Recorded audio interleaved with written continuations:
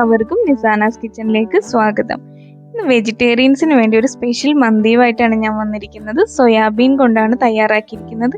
യൂട്യൂബിൽ ഞാൻ ഒരുപാട് സെർച്ച് ചെയ്ത് നോക്കി, ആരും തന്നെ സോയാബീൻ കൊണ്ട് മന്തി തയ്യാറാക്കിയിട്ടില്ല. അതുകൊണ്ടാണ് അങ്ങനെ ഒരു ഹെഡിങ് കൊടുത്തത്.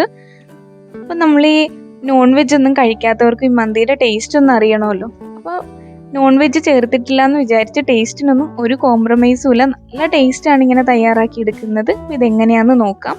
അതിനായിട്ട് 1 കപ്പ് സോയാബീൻ എടുക്കുന്നുണ്ട്. ഇത് നല്ലതുപോലെ കഴുകി വൃത്തിയാക്കിയതിന് ശേഷം നമുക്ക് നല്ല തിളച്ച വെള്ളം ഒഴിച്ച് അരമണിക്കൂറോളം കുതിർത്തിയെടുക്കണം. കാരണം നമ്മളിത് വെന്ത് കിട്ടാൻ വേണ്ടിയാണ് എളുപ്പം. കുക്കറിലൊന്നും ഇട്ട് അടിക്കുന്നില്ല, ഫ്രൈ ചെയ്തെടുക്കുന്നത് കൊണ്ട് വെന്ത് കിട്ടണം.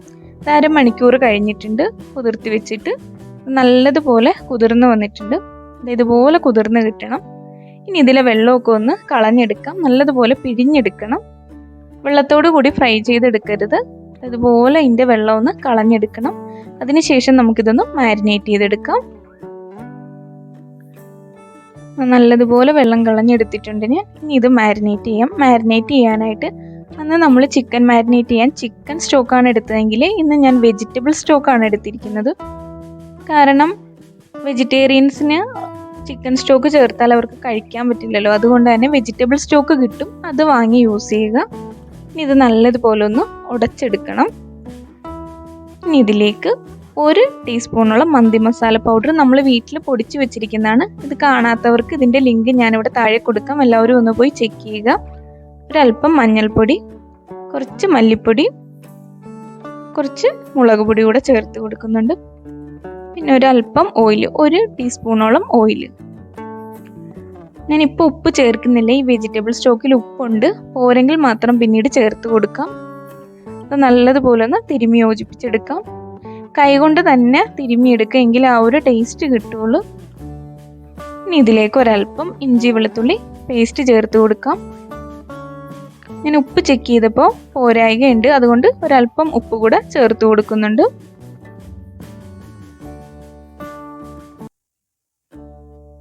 ഒരുപാട് ചേർക്കണ്ട. ഇനി ഇതൊന്നും കൂടെ മിക്സ് ചെയ്തെടുത്തിട്ട് അരമണിക്കൂറോളം റെസ്റ്റ് ചെയ്യാൻ വെക്കണം. എങ്കിൽ ഈ മസാല നല്ലതുപോലെ ഈ സോയാബീനിലേക്ക് പിടിച്ചു കിട്ടുള്ളൂ. ഇതൊരു അരമണിക്കൂറോളം റെസ്റ്റ് ചെയ്യാൻ വെക്കാം. അരമണിക്കൂർ കഴിഞ്ഞിട്ടുണ്ട്. ഇത് ഫ്രൈ ചെയ്യാൻ വെക്കാം. അതിന് മുൻപായിട്ട് നമുക്ക് ഇതിലേക്ക് ആവശ്യമായിട്ടുള്ള അരി കുതിർത്താനിടണം. 2 കപ്പ് അരിയാണ് ഞാനിവിടെ എടുത്തിരിക്കുന്നത്. ഇതൊരു അരമണിക്കൂർ കുതിർത്താനിടണം. ഈ സോയാബീൻ ഫ്രൈ ആയി വരാനായിട്ട് ഒരു അരമണിക്കൂറോളം താമസമുണ്ട്. ആ സമയത്ത് അരി കുതിർത്താനിട്ടാൽ മതി. നമ്മൾ ചോറ് വെക്കുന്ന പാത്രത്തിൽ തന്നെ വേണം ഈ സോയാബീൻ ഫ്രൈ ചെയ്തെടുക്കാൻ. കാരണം ഇത് ഫ്രൈ ചെയ്തെടുത്ത എണ്ണയിലാണ് നമ്മൾ ചോറ് പറ്റിച്ചെടുക്കുന്നത്. സോയാബീൻ ഇട്ട് കൊടുക്കാം. നമ്മൾ ചിക്കൻ മന്തിയൊക്കെ തയ്യാറാക്കിയപ്പോൾ ചോറ് വേവിച്ചിട്ട് നമ്മൾ ഊറ്റിയെടുക്കുമായിരുന്നു ചെയ്തത്. പക്ഷെ ഇത് നമ്മൾ നെയ്ച്ചോറിനൊക്കെ ചെയ്യുന്ന പോലെ തന്നെ ആ എണ്ണയിൽ മസാലയിലും കിടന്ന് പറ്റിച്ചെടുക്കുകയാണ് ചെയ്യുന്നത്. ടേസ്റ്റ് കിട്ടാൻ വേണ്ടിയിട്ടാണ് അങ്ങനെ ചെയ്യുന്നത്. ഇത് ഫ്രൈ ആവുന്ന സമയത്ത് നമുക്ക് ചോറിലേക്ക് ആവശ്യമായിട്ടുള്ള വെജിറ്റബിൾസ് ഒക്കെ ഒന്ന് തയ്യാറാക്കിയെടുക്കാം. 4 പച്ചമുളക് എടുത്തിട്ടുണ്ട്. അത് മുറിക്കുന്നില്ല, ഒരു സൈഡിലേക്ക് മാറ്റി വെക്കാം. പിന്നെ ഒരു പകുതി തക്കാളി, 1 സവോള, പകുതി ക്യാപ്സിക്കം. തക്കാളിയെ നമുക്ക് പേസ്റ്റ് ആക്കി എടുക്കാനുള്ളതാണ്. സവോളയും ക്യാപ്സിക്കവും നല്ലതുപോലെ ഒന്ന് അരിഞ്ഞെടുത്തിട്ട് വരാം. ചെറുതാക്കി അരിഞ്ഞെടുത്താൽ മതി.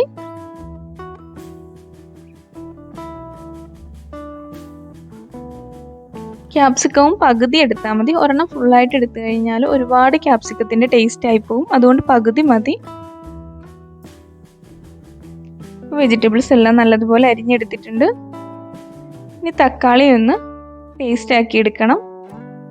ജാറിലോട്ട് ഇട്ട് കൊടുക്കാം. എന്നിട്ട് ഇത് നല്ലപോലെ അരച്ചെടുത്താൽ മതി. നമ്മൾ ചിക്കൻ മന്തി ചെയ്തതിനേലും കുറച്ചും കൂടി ഡിഫറെൻ്റ് ആയിട്ടാണ് ഇത് ചെയ്തെടുക്കുന്നത്. ഇടയ്ക്കിടയ്ക്ക് ഈ സോയാബീൻസ് ഒന്ന് ഇളക്കി കൊടുത്തുകൊണ്ടിരിക്കണം, ഇല്ലെങ്കിൽ അടി പിടിച്ചു പോകും. കരിഞ്ഞു പോകരുത്. കരിഞ്ഞു പോയാൽ ആ എണ്ണയിൽ നമുക്ക് ചോറ് വേവിച്ചെടുക്കാൻ പറ്റില്ല. ഇടയ്ക്കിടയ്ക്ക് ഇതുപോലെ ഒന്ന് ഇളക്കി കൊടുത്തുകൊണ്ടിരിക്കണം. ഇത് നല്ലതുപോലെ ഫ്രൈ ആയി വന്നിട്ടുണ്ട്. ഇനി ഇത് നമുക്ക് ഈ എണ്ണയിൽ നിന്ന് കോരി മാറ്റാം. ഇത് മാറ്റുമ്പോഴേക്കും പെട്ടെന്ന് അങ്ങ് കോരി എടുക്കരുത്. ഇതുപോലെ ഒന്ന് സോയാബീനിൽ ആ എണ്ണ ഒന്നിങ്ങനെ കളഞ്ഞ് വേണം എടുക്കാനായിട്ട്. ഇല്ലെങ്കിൽ സോയാബീനിൽ ഒരുപാട് എണ്ണയായി പോവും. ഇതുപോലെ ഒന്ന് എണ്ണ ഇങ്ങനെ കളഞ്ഞെടുത്താൽ മതി. സോയാബീൻ എല്ലാം കോരി മാറ്റിയിട്ടുണ്ട്. ബാക്കിയുള്ള എണ്ണയാണിത്. ഇതിലാണ് നമ്മൾ ചോറ് വേവിച്ചെടുക്കാൻ പോകുന്നത്. വേറെ ഓയിലൊന്നും ഇതിലേക്ക് ഇനി ഒഴിച്ചു കൊടുക്കേണ്ട ആവശ്യമില്ല. ഇത്രയും എണ്ണ മതി. ഇതിലേക്ക് നമ്മൾ എടുത്തു വെച്ചിരിക്കുന്ന വെജിറ്റബിൾസ് ഒക്കെ ആഡ് ചെയ്ത് കൊടുക്കാം. പിന്നെ ഒരു പ്രത്യേകം കാര്യം ശ്രദ്ധിക്കണം, ഈ സമയത്ത് ഉപ്പിട്ട് കൊടുക്കേണ്ട ആവശ്യമില്ല. എണ്ണയിൽ ഒരല്പം ഉപ്പുണ്ട്. ഇത് കഴിഞ്ഞിട്ട് നമുക്ക് ഇതിലേക്ക് വെജിറ്റബിൾ സ്റ്റോക്ക് കൂടെ ചേർത്ത് കൊടുക്കാനുള്ളത് കൊണ്ട് ഉപ്പിടേണ്ട ആവശ്യമില്ല. ഉപ്പിടാതെ തന്നെ നമുക്കിതൊന്ന് വേവിച്ചെടുക്കണം. നല്ലതുപോലെ വാടി വരണം.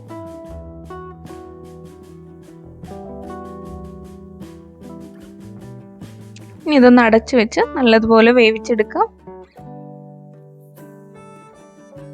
നല്ലതുപോലെ വഴന്നു വന്നിട്ടുണ്ട്. ഇനി ഇതിലേക്ക് ആവശ്യമായിട്ടുള്ള മസാലപ്പൊടികളൊക്കെ ചേർത്ത് കൊടുക്കുന്നു. കുറച്ച് ഇഞ്ചി വെളുത്തുള്ളി പേസ്റ്റ് ആദ്യം ഞാൻ ചേർത്ത് കൊടുക്കുന്നുണ്ട്. ഇത് ആദ്യമേ ചേർത്ത് കൊടുക്കാഞ്ഞത് അടിക്ക് പിടിക്കണ്ടെന്ന് വിചാരിച്ചാണ്.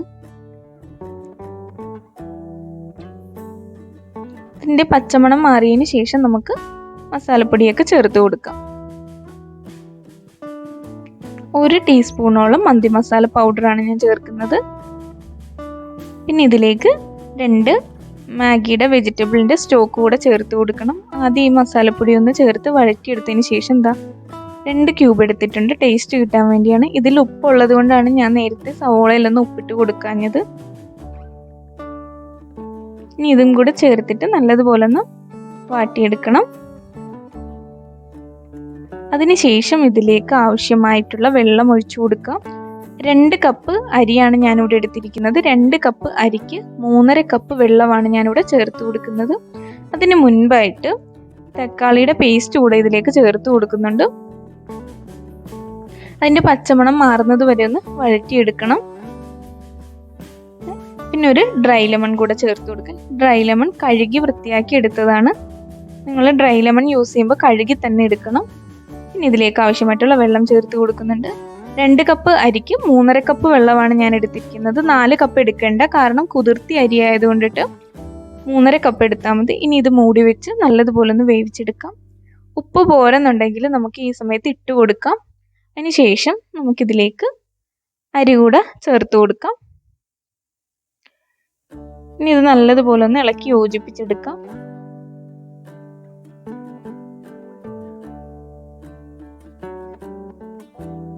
ഇനി ഇത് മൂടി വെച്ച് വേവിച്ചെടുക്കാം. നമുക്ക്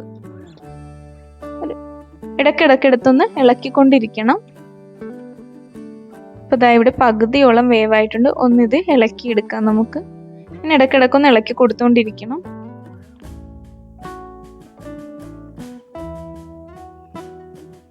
ഇതാ നല്ലതുപോലെ ഇളക്കിയിട്ടുണ്ട്. ഇനി ഇത് നമുക്ക് വീണ്ടും അടച്ചു വെച്ച് വേവിച്ചെടുക്കാം. ലോ ഫ്ലെയിമിലിട്ട് വേണം വേവിച്ചെടുക്കാൻ, ഇല്ലെങ്കിൽ പെട്ടെന്ന് വെള്ളം വറ്റി പോവുകയും ചെയ്യും, ചോറ് വെന്തും കിട്ടില്ല. അതുപോലെ നല്ല ലോ ഫ്ലെയിമിലിട്ട് തന്നെ വേവിച്ചെടുത്താൽ മതി. അതാ മന്തിയെല്ലാം വെള്ളമൊക്കെ വറ്റി നല്ലതുപോലെ വെന്ത് വന്നിട്ടുണ്ട്. നമുക്കിതൊന്ന് ഇളക്കി യോജിപ്പിച്ചെടുക്കാം.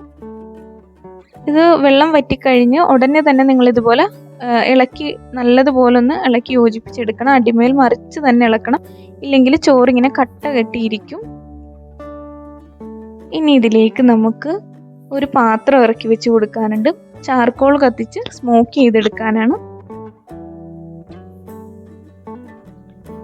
കത്തിച്ച് വെച്ചിരിക്കുന്ന ചാർക്കോൾ ഞാൻ ഇതിലേക്ക് വെച്ച് കൊടുക്കുന്നുണ്ട്.